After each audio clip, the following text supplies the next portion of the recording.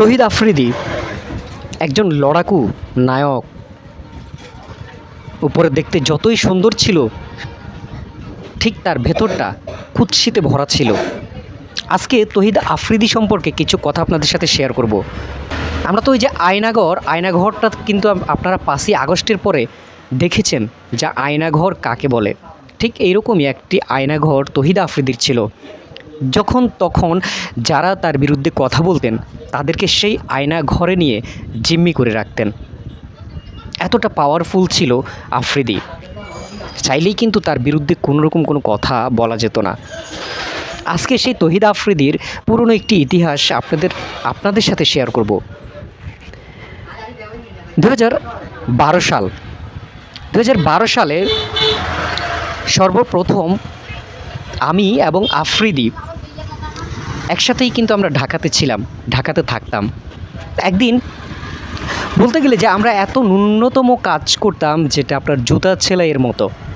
সেখান থেকে আমি কিন্তু বলছি যে এটা জাস্ট একটা গল্প, এবং এই গল্পটি কেন বলছি সেটা একটু পরেই আপনারা বুঝতে পারবেন। তো আফ্রিদি এবং আমরা দুজন ঢাকাতে একসাথে ছিলাম, এবং যে জুতা সেলাইয়ের সেই কাজটি আমরা করতাম। কিন্তু তো একদিন দেখলাম যে হঠাৎ আমরা দুজন জুতা সেলাই করতেছি, হঠাৎ করে দেখলাম একজন বড়লোক, একজন মানুষ এসে আফ্রিদিকে একটা অফার দিল যে তুই আমার এখানে কাজ করবি।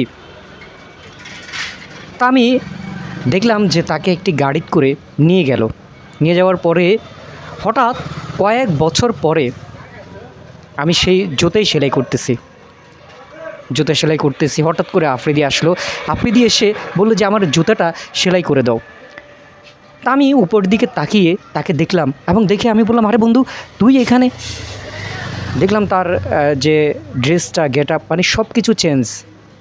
তো সে আমাকে বলল, আরে বেটা তুই এখনও এই কাজটা করিস? আর আমি তো কোটি কোটি টাকা কামিয়ে ফেললাম। আমি তো অবাক যে এত অল্প সময়ে এত টাকা কিভাবে কামালো। তা আমি সিদ্ধান্ত নিয়েছি যে আফ্রিদি কোন দিকে যায় আমি তার পেছন পেছন যাব। তো সে যখন গাড়িতে উঠলো, আমি তার পেছন পেছন যাওয়া শুরু করলাম, এবং কিছুক্ষণ যাওয়ার পরে দেখলাম তার গাড়িটি একটি জায়গায় থামালো। এরপরে আমি যেটা করলাম যে দেখলাম তার অফিসের সামনে কয়েকটা দারোয়ান দাঁড়িয়ে আছে, এবং তাকে দেখে সালাম দেওয়ার পরে সে ভেতরে ঢুকলো, আমিও তার পেছন পেছন ভেতরে ঢুকলাম। এরপরে যেটা দেখলাম যে কিছুক্ষণ পরে দেখলাম যে সে তার জুতাগুলো খুলে ফেললো। আমি বললাম, কী ব্যাপার, সে জুতাগুলো খুলে ফেলছে কেন? যাই হোক, আমি তাকে বুঝতে দিলাম না যে আমি তাকে ফলো করছি। কিছুক্ষণ পরে যেটা দেখলাম, তার গায়ের যে কোটটি সে খুলে ফেললো। আমি মনে মনে ভাবলাম, কোটটি কেন খুলে ফেলছে? তো সে তো একটা অফিসে আসলো। এর কিছুক্ষণ পরে আমি যেটা দেখলাম, তার প্যান্টটি সে খুলে ফেলার পরে আমি ভাবলাম, বা আমি বললাম যে আফ্রিদি কি পাগল হয়ে গিয়েছে? এভাবে তার জামাগুলো কেন খুলে ফেলছে? এরপর আরও কিছুক্ষণ পরে দেখলাম আরও একটি রুমে যাওয়ার পরে তার পরনে যা ছিল তাই খুলে ফেলছে।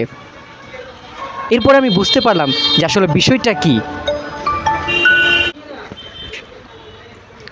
পরবর্তীতে আমি দেখলাম যে তাকে 2-3 জন লোক ধরে একটা রুমের ভিতরে নিয়ে গেল। বুঝতে পারলাম যে আসল বিষয়টা কি, এত টাকা কামানোর পেছনে কি ছিল। আশা করছি আপনারা বুঝতে পারছেন যে বিষয়টা। তো ঠিক এই রকমই গল্পগুলো এখন অনেক দেখবেন। যখন সে এখন খাদে পড়েছে, সে গ্রেপ্তার হয়েছে, এখন দেখবেন তাকে নিয়ে বিভিন্ন রকমের গল্প এখন তৈরি করা হবে, বিভিন্ন রকমের ঘটনা তাকে নিয়ে বলা হবে, যেটা এর আগে কখনোই শুনেননি।